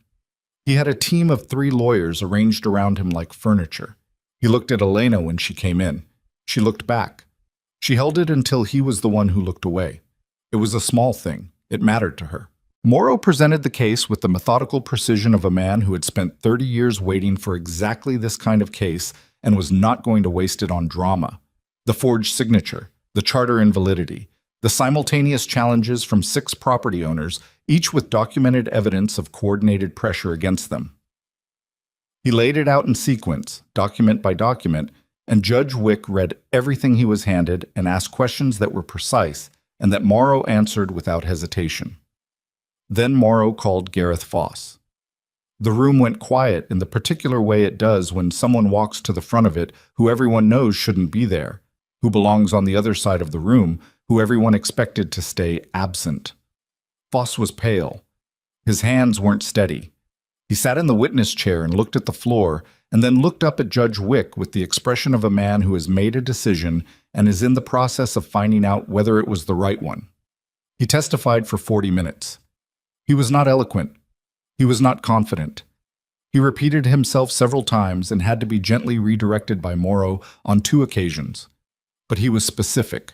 Names, dates, conversations, exact instructions received from Doyle Cutter about which debt instruments to process without verifying the underlying signatures, which property transfers to file before the owners could be notified, which legal challenges to bury in procedure and delay. Cutter's lead lawyer objected 8 times. Judge Wick sustained none of them. When it was over, Wick looked at Cutter with an expression that was not theatrical and not angry, just the flat regard of a man who had seen enough fraud in his career that this particular instance didn't require additional reaction. The debt instruments are voided pending full investigation, he said. All property transfers executed under the authority of the Consolidated Valley Syndicate are frozen pending determination of charter validity. The marriage contract is void as executed without the named party's knowledge or consent. A pause. I'm further ordering a full examination of the syndicate's operations in this territory. Mr. Cutter, you will make yourself available. He looked at Cutter's lawyers. All of you will. It was not, Elena thought, the dramatic collapse she'd imagined in her more vengeful moments. There was no single moment of destruction. It was more like a structure losing its load-bearing elements, not falling all at once but becoming something that could no longer hold its own weight. Cutter stood when the session ended. His lawyers surrounded him immediately, leaning in, talking low and fast. He listened to them with the expression of a man who is processing a reversal he should have seen coming and is already working out his next angle, because men like Cutter always had a next angle. He looked at Elena one more time as he moved toward the door. His expression was not what she'd expected. There was no rage in it, no theatrical menace, just the look of a man adjusting to new information and factoring it into a longer calculation. She held his gaze again, held it until he was gone. Morrow appeared at her elbow. It's not over, he said quietly. His lawyers will challenge the charter ruling. The property investigations will take months. I know, Elena said, but the freeze is real. He can't move anything in this territory while the investigation runs. He paused. And Foss's testimony about direct instruction, that creates personal liability that his lawyers can't easily separate him from. He'll lose the valley, Elena said. He'll lose the valley, Morrow confirmed. What happens to him personally will take longer to know. She nodded. It wasn't the clean ending she'd wanted. She'd known it wouldn't be. Clean endings were for stories people told afterward. The living through of things was always messier, more partial, more full of loose threads than anyone admitted. She looked around the courtroom, which was slowly emptying. The Prescotts were shaking hands with each other in the blunt way of men expressing relief. Teller was talking to Wade in low voices, the two of them standing together like a pair of fence posts that had been there so long they'd grown into the ground. Cecile Delacroix was crying quietly into her husband's shoulder, and her husband had his broken hand around her back and his face pressed into her hair. Patsy was standing near the door. When Elena looked at her, she nodded. Once, short, the nod of a woman who is satisfied with something and is not going to make a performance of it. Creed was near the back of the room, where he'd been through the whole proceeding, watching the exits. When the room had mostly cleared and it was just the two of them and the echo of a room that had recently held something significant, he walked toward her and stopped a few feet away. Foss held up, she said. He did, Creed said. I didn't think he would. Neither did I, he admitted. She looked at him. He looked back. They were both tired. 3 weeks of tired. The particular bone-deep exhaustion of people who have been running on purpose and adrenaline and have just run out of immediate things to run toward. My father's ranch, she said. It's yours, he said. On paper by next week, the way Morrow explained it. Physically, He paused. Lenora hasn't left yet. She's still in the house. Elena thought about that, about Lenora in her father's house, in the rooms that smelled like him, moving through the space she'd calculated and traded and sold. She thought about the conversation she was going to have, and the things she was going to have to say, and the look on Lenora's face when she understood that the arithmetic had run in the wrong direction. She was tired. She was 22 years old, and she'd just won something significant, and she was going to need to go home and face a woman she despised in a house that still had grief in every corner of it, and none of that was going to be easy. "Come with me," she said. Creed looked at her. "To the ranch," she said. "When I go back." A pause. I'm not asking you to." She stopped and started again because she was tired and imprecision felt honest right now. "I don't want to walk back in there alone." He was quiet for a moment. "All right," he said. Not more than that, just all right. Which was, she thought, exactly what she needed from him. No ceremony, no grand gesture, just the fact of it. He was coming. They walked out of the courthouse together into the hard blue morning, and the valley was still there waiting, full of things still to be built and mended and worked through. She walked toward all of it. Lenora was sitting at the kitchen table when Elena walked through the door. Not packing, not pretending to be doing something else. Just sitting there with her hands folded in front of her and her back straight and that particular set to her jaw that Elena had spent 3 years learning to read. The expression of a woman who had calculated her position and decided that dignity was the last thing she had left worth protecting. The house smelled the same.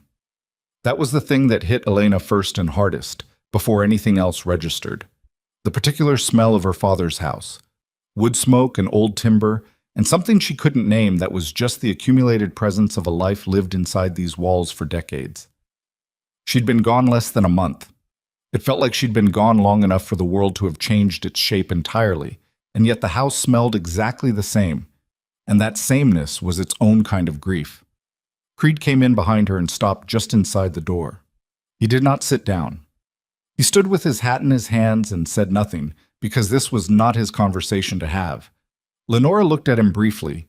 Then she looked at Elena with those pale calculating eyes and said, "I suppose you won." "The deed is being corrected," Elena said. "Morrow files the corrected transfer next week. The marriage contract is void." She stood in the kitchen doorway and looked at the woman who had sold her. "You need to be gone before that filing." "And if I'm not," Lenora said, "there will be a legal proceeding, and everything I did will be laid out in a public document." Her voice was flat, not quite a question. "Yes," Elena said. Lenora was quiet for a moment. Her hands were still folded on the table, and she was still sitting straight, and Elena understood, not for the first time, but more clearly than before, that this woman was not stupid. Had never been stupid. What she was mercenary in a way that didn't leave room for the people around her to be real. Thomas Whitmore had been a resource. Elena had been a liability until she became a different kind of resource. The ranch had been collateral. None of it had been personal, which was somehow worse than if it had been. "The debt was real," Lenora said. "Your father had borrowed against this property. Not $1,200, less than that, and from a private lender, not the syndicate. But there was a debt." Elena looked at her. "That's not what the document says." "No. Foss altered it." A pause. "I didn't tell him to do that. I want you to know that." "You told him to transfer the property," Elena said. "However he got there wasn't something you were going to ask questions about." Lenora's jaw tightened. She didn't deny it. Elena stood in the kitchen of her father's house and looked at the woman who had watched her grow up and decided she was worth less than a debt number. And she waited to feel the fury that had been carrying her for the past 3 weeks, the cold engine of it that had kept her moving when she should have stopped. She waited for it. It was mostly gone. What was left was something flatter and more permanent. Not forgiveness, she was clear-eyed enough to know it wasn't that, but something that was no longer interested in Lenora Voss as anything more than a problem that had been solved. The woman across the table had made choices. Those choices had failed. She would live inside that failure for the rest of her life, and Elena was not going to carry the weight of hating her for it because that wait would cost too much. "There's a stage to Harker's Junction on Thursday," Elena said. "Be on it." She walked past Lenora and through the kitchen and down the hall toward her father's study, and she heard behind her the sound of a chair being pushed back and boots on the floorboards. And she did not turn around to watch Lenora leave because it was over and there was nothing more she needed to see. She went into her father's study and stood in it for a long time. It smelled like him. The desk was there, the broken lock she'd found that first night still unrepaired, the chair she'd sat in when she read the letter that had changed everything. She sat in it now, behind the desk, in the chair that had been his. She was 22 years old, and she was home. She pressed her hands flat on the desk surface and breathed, slow and deliberate, the way he had taught her when she was 8 and afraid of storms. Breathe first, fall apart later. She breathed. She didn't fall apart. She sat in her father's chair in her father's study, in the house that was hers now, not just in feeling, but on paper and in law and in every way that mattered, and she let herself feel the full weight of what had happened. Not just the winning of it, but the cost of it, the things that couldn't be recovered alongside the things that could. Her father was still gone. The month she'd spent running and fighting was still in her body, in the tiredness that went all the way to her bones. The Harmon family had still sold and left, and no legal ruling was going to bring them back. Some things, once broken, stay broken. She understood that now in a way she hadn't before she started, but some things held. Creed found her there about an hour later. He appeared in the doorway of the study the way he appeared in most doorways, without announcement, without particular drama, just present. "She's gone," he said. "I know."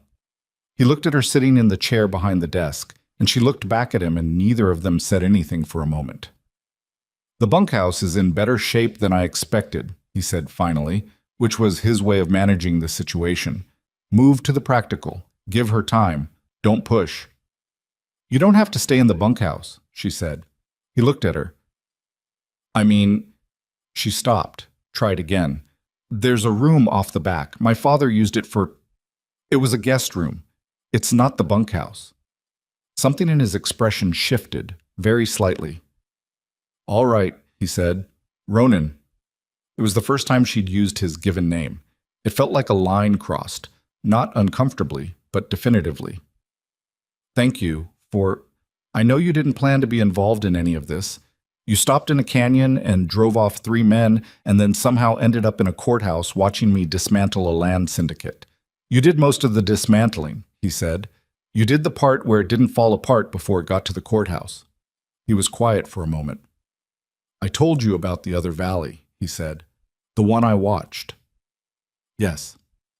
"I've been thinking about it differently lately," he said. "What I told you was that I'd regretted watching. What I didn't say was that regret is a strange thing to carry. It doesn't get lighter.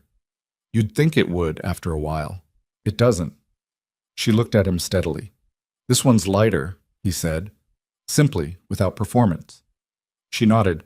They stayed like that for another moment, him in the doorway, her in her father's chair, the late afternoon light coming through the study window and laying itself across the desk in a long, pale stripe. "I'm going to need help with the cattle," she said. "The herd was mismanaged while the syndicate held the paper on this place. Probably a third of what my father built is gone." "I know," he said. "I looked at the pastures on the way in." "I could hire hands." "You could," he agreed. "Or I could ask someone who actually knows cattle if he'd consider staying on for a while and helping me figure out where to start." The silence in the room was different from the silences she'd learned to read in him. This one had something in it she hadn't heard before, something that took a moment to identify, and when she identified it, she understood it was relief. "I could do that," he said. "Chit." The weeks that followed were not easy, which was fine, because Elena had stopped expecting easy and had started expecting workable. Workable was enough. The legal process moved at the pace legal processes moved, which was to say, slower than she would have liked and faster than Cutter's lawyers preferred. Morrow filed the corrected property transfers and the simultaneous challenges from all 6 families in the first week. Judge Wick's investigation into the syndicate's operations opened formally in the second. By the third week, Doyle Cutter had retained 2 additional lawyers from the territorial capital and relocated himself there, which Morrow said was the move of a man managing his exposure rather than fighting it. He was already calculating what he could sacrifice to protect what he could keep. "He'll lose the valley," Morrow told Elena at their 4th meeting. "The valley is already lost. The freeze means he can't move anything here, and the investigation will take the rest. What he's doing now is making sure the valley is all he loses." "Will it work?" Elena said. Morrow looked at her over the repaired spectacles. "Probably some of it," he said. "Men like Cutter have enough lawyers and enough distance between themselves and the instruments they use that personal criminal liability is hard to attach.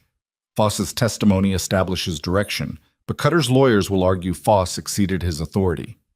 He paused. "He may walk away from this without prison. He won't walk away from it clean." Elena sat with that. It was not the outcome she wanted. She'd wanted something complete and final and proportional, the kind of justice that had clean edges. What she had instead was complicated and partial and real. Cutter reduced, his operation exposed, the valley protected, but the man himself moving toward some version of survival through the expensive machinery of the law. She thought about what Patsy had said. "You're going to need to decide what you can live with." She could live with this. It wasn't everything, but it was enough that the families in the valley could go back to their land without Blake's cattle on their pastures and syndicate riders at their gates. It was enough that no other woman would be sold in a document the way she had been, at least not by this particular man through this particular operation. Sometimes enough had to be enough. It was Willis Wade who came to her with the idea, about 6 weeks after the courthouse, on a cold November morning when the valley was starting to feel winter at the edges. He rode up to the Whitmore ranch on one of the 4 horses he'd contributed to the cause, and sat on his horse in the yard with his usual economy of movement and said, "I've been thinking." "About what?" Elena said from the porch. "About the Harmon place." He shifted in the saddle. "Syndicate bought it fair and square, or what passes for fair and square in their operation. With the investigation running, they can't sell it, but they can't work it either. It's sitting empty." Elena looked at him. "And?" "And there's a family came through last week from the east. Name of Pruitt. Father, mother, 3 kids, and a grandmother who looks like she's held together with wire and stubbornness. They'd been ranching in their county for 15 years and lost everything to a drought and a bad creditor. Not fraud, just bad luck, which there's plenty of to go around out here." He paused. "They're camped 2 miles south on the creek because they've got nowhere else to go and it's getting cold." Elena stood on the porch and looked at the man on the horse and felt something move in her that she recognized. Not the anger that had carried her through the last month, but the other thing, the thing that came after the anger when you'd used it all up and were still standing. "The Harmon place," she said slowly. "While the investigation runs, someone should be working it," Wade said. "Wouldn't do for good land to sit idle in winter." A pause. "Wouldn't do for a family to sit in a camp in winter when there's a house empty." She thought about it for 3 seconds. "Tell them to come up to the ranch first," she said. "I want to talk to the father before anyone makes any arrangements." Wade nodded, satisfied, and turned his horse back south. Creed appeared at her shoulder. He'd been in the barn, had heard the conversation through the open door, had come out silently in that way he had. He stood beside her on the porch and looked at the direction Wade had gone. "You're going to end up with a valley full of people," he said. "I know," she said. "You can't house everyone who's been pushed off their land. There's not enough of anything for that." "I know that too." She looked at the fields, the ones she'd been working to restore for 6 weeks, the ones that were going to need another season before they were what her father had built them to be. "But I can do something for the people right in front of me. That's all anyone can actually do." He was quiet for a moment. "The Pruitt family," he said. "If the father knows cattle, then he can help with the herd," Elena said. "And if the Harmon place gets worked through the winter, the land doesn't go hard and the investigation has something real to point to when they assess the syndicate's abandoned holdings." "You're making a practical argument," he said. "I'm making a practical argument," she agreed. "That doesn't mean it isn't also the right thing." He made a sound, not quite a laugh, but the closest thing to one she'd heard from him in 6 weeks of daily proximity. "No," he said, "it doesn't." The Pruitt family came up to the ranch that afternoon. The father was a quiet man named Clement, who shook Elena's hand with the grip of someone who'd been working since he was 9 and had no reason to believe that would change. The mother, Clara, had the sharp eyes of a woman who had learned to assess situations fast and didn't need to be told things twice. The grandmother sat in the back of the wagon and looked at Elena with an expression that might have been approval or might have been skepticism. It was hard to tell, and Elena suspected that was deliberate. The children poured out of the wagon and stood in a row looking at the ranch with the undisguised, open-mouthed curiosity of kids who had been in a creek camp for 2 weeks and were ready for something that wasn't that. Elena talked to Clement Pruitt for an hour on the porch. She was honest with him about the Harmon place, about the investigation and what it meant for the legal status of the property, about what she could offer and what she couldn't, about what the valley had been and what it was trying to become. She told him it wasn't certain. She told him the investigation could run for another year and the arrangements could get complicated. He listened the way Teller had listened, completely, without hurry. When she finished, he said, "My family's been living certain for 15 years and lost everything anyway. I'll take complicated over certain any day." She put them on the Harmon place before the week was out. The valley through that winter was not peaceful exactly. It was the kind of active, difficult, imperfect thing that a community is when it's rebuilding rather than simply existing.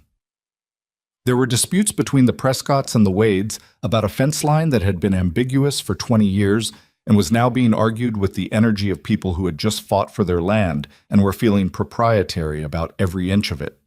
Teller's remaining ranch hands quit in December, which left the old man short-handed through the coldest months, and Elena sent Dario to help him until spring without asking Creed first, which caused their first real argument, not about Dario, but about her habit of making decisions that affected the whole ranch without discussion, which was a fair point and one she had to sit with for a few days before she admitted it. "I've been making decisions alone for the last month," she said, when they came back to it. "It's a hard habit to break." "I know," he said. "Break it anyway. You could lead with that instead of—" She stopped. Tried again. "You're right. I should have talked to you first." Something moved in his face. "That was harder for you to say than anything you said in that courtroom." "Don't push it," she said. He didn't push it. But the corner of his mouth moved, and she filed that away. The cattle work was slow and unglamorous, the kind of work that consists mostly of doing the same things in the same order every day regardless of weather or mood or how tired you were the day before. Creed was good at it in the way he was good at most things, which was without announcing it, just competently and consistently, day after day. Elena worked alongside him when she wasn't handling the legal correspondence that still arrived from Morrow at intervals, or meeting with families, or dealing with the 100 small administrative complications of a property that had been in legal dispute for 2 months and was still sorting itself out. She learned things about him in the daily work that she couldn't have learned any other way. That he was patient with animals in a way that was different from his patience with people, warmer, more instinctive, that he had opinions about cattle breeding that were detailed and specific, and that he expressed only when asked, but at length once he started. That he woke before dawn as a matter of course, and could be found in the barn in the gray pre-light, doing small tasks that didn't need doing before the day's actual work began. Checking water, checking the horses, walking the property line in a habit she recognized as the vigilance of a man who had spent years in situations where what you didn't check was what got you. She asked him about it once, in early February when the mornings were at their coldest, and she'd found him at the fence line at a time that was not quite morning yet. "You're not sleeping," she said. "I sleep," he said. "Not much." He was quiet for a moment, looking at the fence. "It's a hard habit to break," he said, using her words back at her without emphasis. She stood beside him at the fence line in the cold and didn't push it, because he'd taught her that some things moved at their own pace and couldn't be hurried without breaking. "I sleep better than I did," he said, eventually. "Since I've been here." She nodded. That was enough. Spring came the way it always comes in this country. Not gently, not all at once, but in argument with winter, warm days and cold nights, and mud, and the particular light that starts arriving in March, that makes even hard land look like it might be worth it. Elias Morrow rode out to the ranch in April with papers and a look on his face that was as close to pleased as she'd seen him. Cutter's attorneys have accepted a settlement agreement with the Territorial Land Office, he said, sitting at her kitchen table. Under the agreement, all syndicate holdings in this territory revert to the previous legal owners at assessed value, minus compensation for any legitimate expenses incurred. The fraudulent debt instruments are formally voided and expunged. The marriage contract is permanently dissolved with a formal finding of fraud. He paused. Voss receives a reduced criminal finding in exchange for his cooperation. He'll pay fines and be barred from operating as a legal representative in this territory. And Cutter, Elena said. Morrow looked at his papers. Cutter pays a civil penalty that is, frankly, smaller than it should be, and is barred from operating land transactions in this territory for 20 years. A pause. He keeps some of what he had before he came here. I told you he would. Elena sat with that. She'd had 6 months to make her peace with the shape of it, and she had, mostly. The 6 families get their properties back, she said. Clear title, all 6. The Harmon place reverts to the Harmon family, who are currently living in Kansas. I've sent them word. They may sell, they may not. He looked at her. The Pruitt family's arrangement is between you and whatever the Harmons decide. She nodded. She'd already written to the Harmons. She'd told them about the Pruitts. She'd let them know that if they decided to sell, there was a family on the land who would buy it for a fair price and work it honestly, and that it would be in good hands either way. She hadn't tried to influence the outcome. She told them the truth and let them choose. That was all anyone could do with anyone else's choice. It's done then, she said. The legal part, Morrow said. The rest of it, he gestured vaguely, meaning the valley, the families, the work of rebuilding something from what Cutter had tried to take. That takes longer. I know, Elena said. I'm not in a hurry. He looked at her over the repaired spectacles with the expression of a man who had handled enough hard cases to know the difference between people who said that and meant it and people who said it and didn't. He seemed to decide she was the first kind. Your father would be proud of you, he said. She didn't answer right away. She looked at the kitchen around her, the table where she'd read the letter that had started everything, the window that looked out onto the fields that were greening up now, the doorway that led to the hall and the study, and the room that had been her father's and was now hers in every way. I hope so, she said. The day Morrow rode back to Harker's Junction with the signed settlement documents, Elena walked the property alone, all 460 acres. She'd done it before many times as a child with her father, as a teenager learning what each section of land could do, what it needed, what it gave back if you treated it right. She hadn't done it since she came home.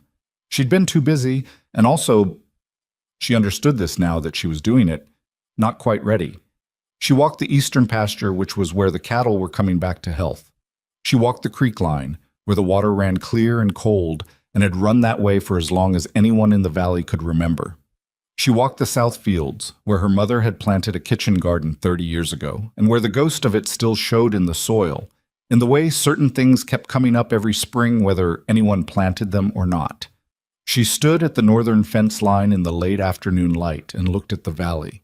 The Prescott's smoke was visible to the northwest. Teller's place was a dark line of buildings against the ridge. To the east, where the Harmon land sat, she could see the small movement of the Pruitt children in the yard, small at this distance, like punctuation marks. This was what had been worth fighting for. Not the deed, not the legal title. Those were the instruments. They were the way you held something, not the thing itself. What was worth fighting for was this, the valley with people in it who had chosen to stay and were building something that would outlast the fights it had taken to protect it. She thought about what Doyle Cutter had wanted when he looked at this land. Resources, leverage, a number on a ledger. She thought about what he'd seen when he looked at the people on it, obstacles mostly, problems to be managed with pressure and paper. She thought that was the thing about people like Cutter.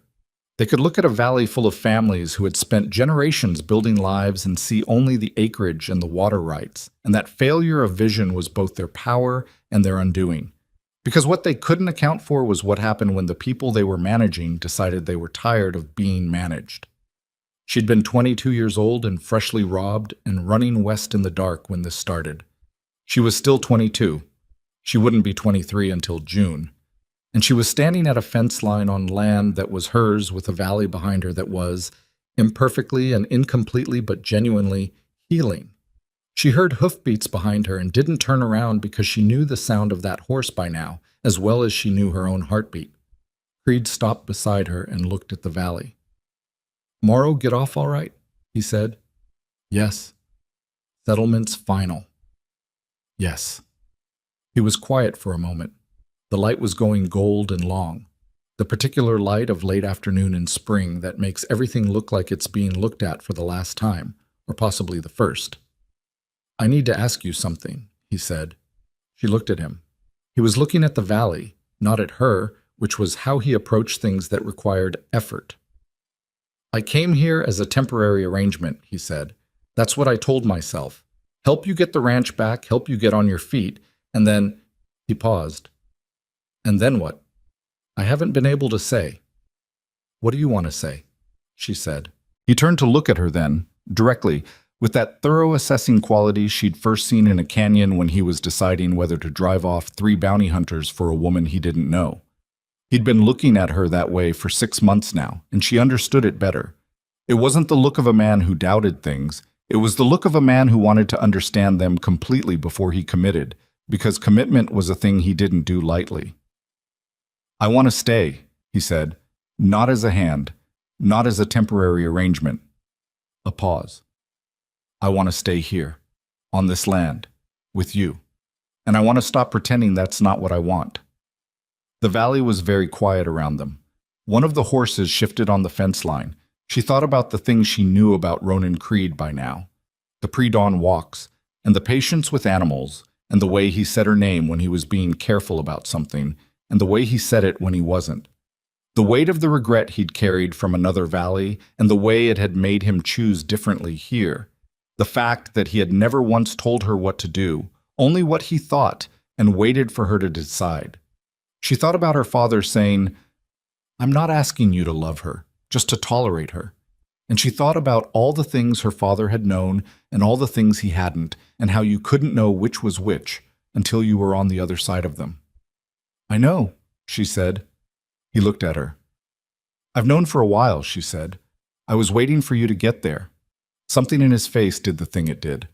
The thing she'd spent 6 months watching, the ghost of an expression becoming real, briefly, before he could stop it. He didn't stop it this time. "That's irritating," he said. "Probably," she agreed. He looked at the valley for another moment. Then he looked at her. "All right," he said. Which was, she had come to understand, his way of saying things that most people used many more words for. She looked at the valley, at the smoke from the Prescott's chimney, and the line of Teller's buildings, and the distant movement of the Pruitt children, and the creek running silver in the last light, and the fields going green across her father's 460 acres. She thought that the story people would tell later, if they told it at all, would probably leave out most of what it had actually been. They'd leave out the shaking hands and the scorched cornbread and the argument about Dario and the night she'd lain awake running numbers on situations that had no good numbers. They'd leave out all the ways it had almost not worked. They'd make it cleaner than it was, because that's what stories do when the people who lived them aren't the ones telling them. She didn't mind. She knew what it had actually been. That was enough. Her father had told her, breathe first, fall apart later. She had breathed. She had not, in the end, fallen apart. She had done something harder and more stubborn than either. She had stayed together, moved forward, asked for help when she needed it, and given it when she could, and built something out of the wreckage of what had been taken from her. Not something perfect, something real. The light failed slowly over the valley, the way good things end. Not all at once, but gradually, generously, leaving enough behind that you could still see where you were going. She stood at her father's fence line on her father's land with Ronan Creed beside her, and the valley settled into evening around them, and she thought that this, right here, this ordinary, imperfect moment on the edge of everything still to be done, this was what she had fought for. Not the deed, not the victory. This. End of part 5, end of story.